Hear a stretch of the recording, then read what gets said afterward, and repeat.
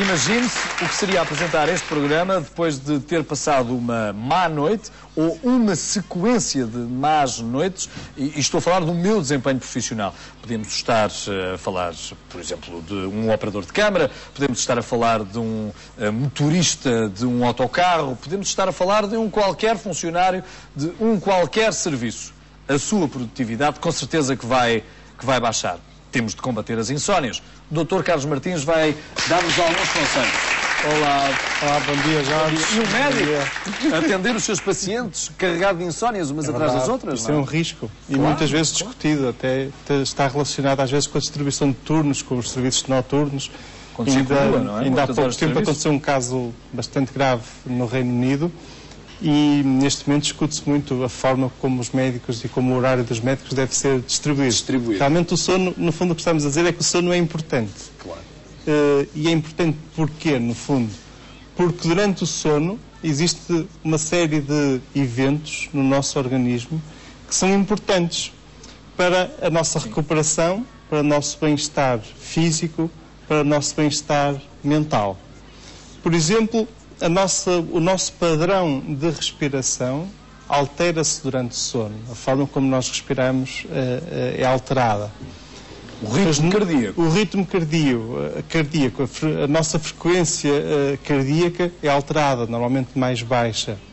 A nossa pressão arterial, normalmente durante o sono, é menor, há uma diminuição. É estável ou também pode ser variável? Também pode ser variável. Depende também de como for tumultuosa a nossa noite, não é? Se sonharmos, se tivermos pesadelos. É verdade. E depende de outra coisa, da qual eu vou falar já a seguir, que é a arquitetura do sono. Vamos embora. Vamos lá, antes que depois diga que não tem tempo para mostrar tudo.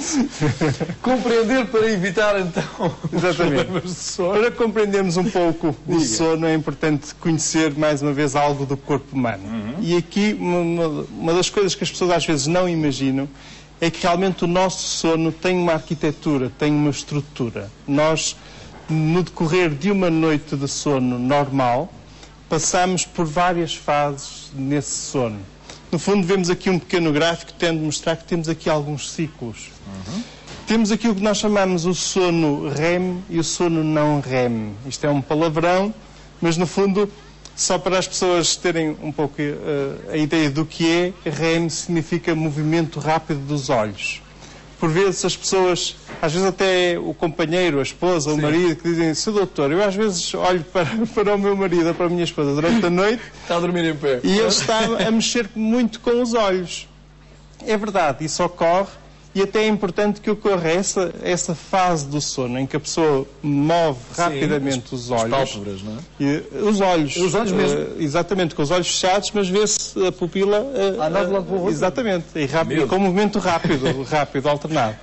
E esta fase do sono, que é estas pontinhas que vemos aqui, digamos, em tom mais cor-de-rosa, é uma fase muito importante, que só decorre passado algum tempo de termos adormecido. Durante essa fase, por exemplo, é nesta fase que nós sonhamos, mas também é durante esta fase que decorre algum processamento da nossa memória. Aqueles eventos da nossa vida que depois memorizamos e que vamos retendo e reter para o resto, muitas vezes para o resto da vida, esse processamento de memória ocorre durante esta fase. De modo que para termos um sono reparador, é importante que esta arquitetura esteja respeitada e para isso é importante o fator tempo. E também é importante que não hajam fatores que provoquem um distúrbio, como por exemplo interromperem as diferentes fases. Por exemplo, uma pessoa está a entrar na fase do sono chamado não REM, esta zona mais cinzenta. Só quando entra, digamos, na terceira fase é que o sono começa a ser mais profundo e se por algum motivo, por exemplo até por ter que urinar frequentemente a meio da noite, quando já está a chegar ao sono REM, várias vezes se interrompe esse porque desperta esse sono, isso pode provocar um sono que deixa de ser reparador.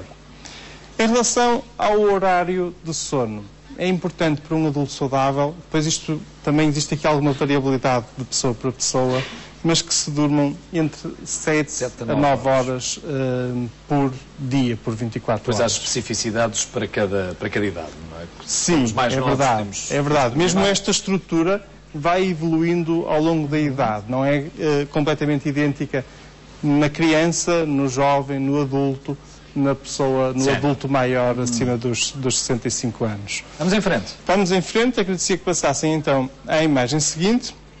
Então, que sinais é que podemos ter que nos possam levar a suspeitar que podemos ter um problema relacionado com o sono? Porque há quem dê pelas insónias e há quem durma sem nunca imaginar que está a dormir mal. É verdade. Isso é frequente. E às vezes as pessoas vão se deixando andar dessa forma, vão sentindo algum mal-estar, mas acham que é normal. Não sabem qual é a razão. Exatamente, nem sabem qual é a razão. E acabam por nunca falar ao seu médico destes problemas que têm, quando por vezes existem formas pelas quais nós podemos ajudar as pessoas. Sensação de cansaço durante o dia, alguma irritabilidade, aquela falta de paciência, uma pessoa que começa... Às vezes as pessoas levam isso para o lado da ansiedade, da tristeza, da depressão. Stress é um fator importante. Isto depois é um bocadinho um ciclo vicioso. É verdade que o stress pode conduzir a problemas de sono, mas também é verdade que os problemas de sono podem conduzir à ansiedade e à depressão. A sonolência diurna, uma pessoa que senta-se em qualquer lado e rapidamente começa a cabeça a pesar e começa a querer adormecer. É um sinal de alarme importante. Dores de cabeça, dificuldade de concentração. Alterações da memória. Muitas vezes as pessoas referem que realmente acham que estão sempre a esquecer de coisas e quando nós vamos estudar o problema, por trás dessas alterações da memória estão os problemas de sono e não tanto, às vezes, outras doenças que assustam muitas pessoas, como as doenças de Alzheimer, que atualmente se fala muito. O ressonar também é um aspecto, um sinal de alarme importante que pode estar relacionado com algum tipo de problemas de sono. A apneia. Agradecia que passássemos ao slide seguinte. Tenho aprendido aqui algumas coisas. Não dá para fazer alguma carreira no curso de medicina, mas já tenho aprendido algumas coisas. Daqui a nada tenho o primeiro ano feito. Não, acho que não. Diga. Existem vários tipos de problemas de sono. Eu escolhi aqui alguns dos mais frequentes. As insónias, sem dúvida, é o problema mais frequente. E então, o que são insónias? Insónias é aquela situação em que a pessoa pode ter várias características, mas ou vai para a cama e não consegue adormecer, ou então adormece, mas acorda logo passado pouco tempo e depois tem dificuldade em voltar a adormecer. E, sobretudo, quando acorda de manhã, tem sempre a sensação de acordar cansada, a sensação de que o sono não foi reparador. A apneia do sono, sobretudo a apneia obstrutiva do sono, é então uma situação em que a pessoa normalmente ressona bastante, um ressonar que se torna incomodativo, sobretudo para o companheiro ou para a companheira. E, em alguns casos, até para os vizinhos. Também, é verdade. Também. É verdade. Já tenho tido alguns pacientes... Aqui pela reação, não percebeu? Já tenho tido alguns pacientes que vêm à consulta, por exemplo, pessoas que vivem sozinhas e que vêm porque o vizinho lhe referiu que ela ressona muito. Outra coisa que acontece é a pessoa ter a sensação... Não sei dizer, se calhar, por qualquer coisa nos ouvidos quando se vai deitar. É o melhor. Vá para mim. É um dos truques. É um dos truques. Vamos, diga.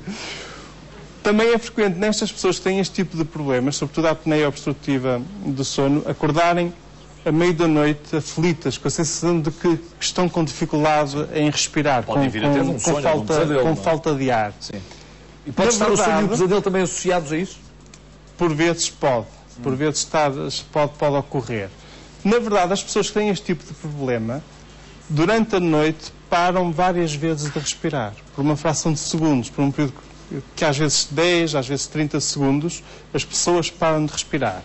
É frequente acontecer que é o marido ou a esposa que se apercebe que o parceiro parou de respirar, que estava a ressonar, às vezes é um ressonar em crescendo e de repente para. Há uma suspensão, não é? E isso é aflitivo sobretudo para quem está a assistir. E muitas vezes é o companheiro ou a companheira que acorda a pessoa para ela voltar a respirar. Isto vai decorrendo ao longo do tempo, isto começa a prejudicar francamente a qualidade de vida da pessoa. Claro. A pessoa começa a ter uma sonolência diurna durante o dia, muito, muito comum. Pode ser perigoso para quem, por exemplo, tem profissões em que tenha que andar ao volante, os condutores, motoristas. Pode ser realmente perigoso, porque essas pessoas... rotina, não é? Exatamente, porque essas pessoas têm um risco francamente elevado de adormecer ao volante. E realmente é uma situação que é importante falar com o médico, porque para este tipo de problemas nós dispomos de soluções.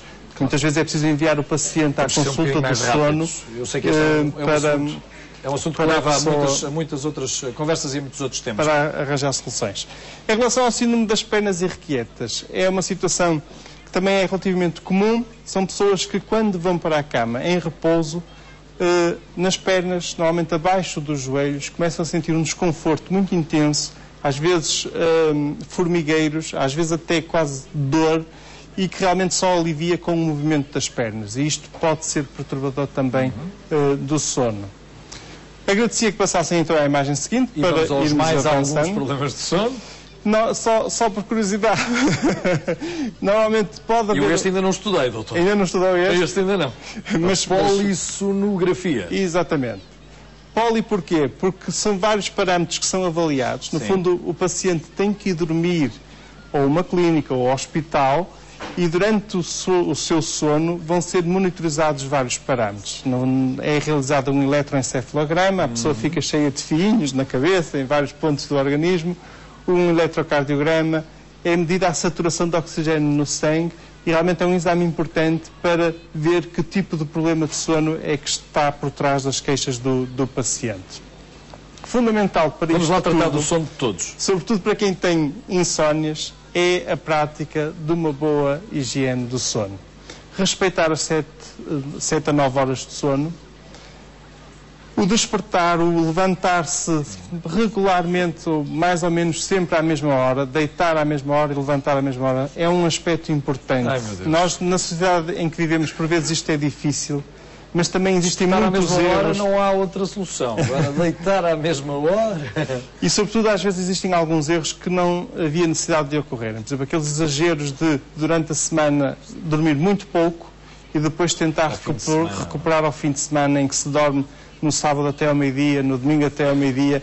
Isso é completamente errado. Isso é completamente errado. Aquela estrutura que nós vimos, a arquitetura, é deitada completamente posta de lado, e faz com que a pessoa, ao longo do tempo, comece cada vez a sentir-se mais cansada, mais extenuada. Evitar atividades excitantes antes de ir para a cama, como, por exemplo, jogar jogos de computador, Playstations, mesmo ver televisão pode ser excitante, de modo que o que se aconselha é que as pessoas façam uma atividade relaxante, por exemplo, uma leitura calma e tranquila para ajudar a adormecer. Não é? Exatamente. Evitar bebidas alcoólicas e bebidas que contenham cafeína. Pode ser chá ou pode ser café? Exatamente. Sobretudo na segunda metade, a partir da segunda metade da tarde, ou seja, nas últimas horas do dia, é importante ter este cuidado. A atividade física regular, pelo menos 30 minutos por dia, é também realmente um dos fatores que se... Algumas perguntas para respostas breves. Para solucionar este tempo que é recomendado de 7 a 9 horas de sono, uma cesta serve? Podemos pegar nesse tempo que é recomendado diariamente e dispersá-lo na cesta? Imagino que eu durmo 6 horas...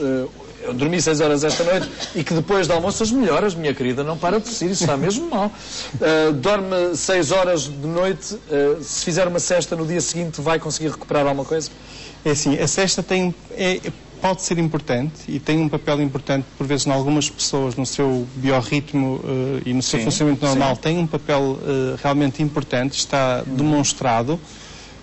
Por vezes pode ajudar nessa recuperação, mas digamos, o ideal é que isso não seja feito de uma forma sistemática.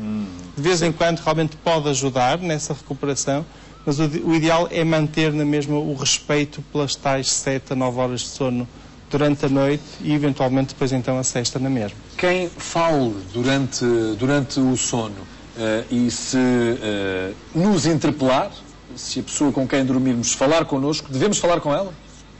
É assim, devemos ou podemos falar com ela, mas normalmente bastam umas palavras no sentido, porque também não obtemos resposta, não obtemos uma resposta lógica. A pessoa que está a falar num contexto próprio do seu sonho, de modo que não obtemos uma resposta lógica. O que lhe podemos dizer é assim, pronto, normalmente isso é mais frequente nas crianças, e aconchegamos a criança. Então com a minha filha isso é muito frequente. Exatamente. Eu percebo o que é que as crianças fazem com os adultos também. Pronto, doutor, não temos mais tempo, pode continuar a dormir. Obrigado. Até à próxima.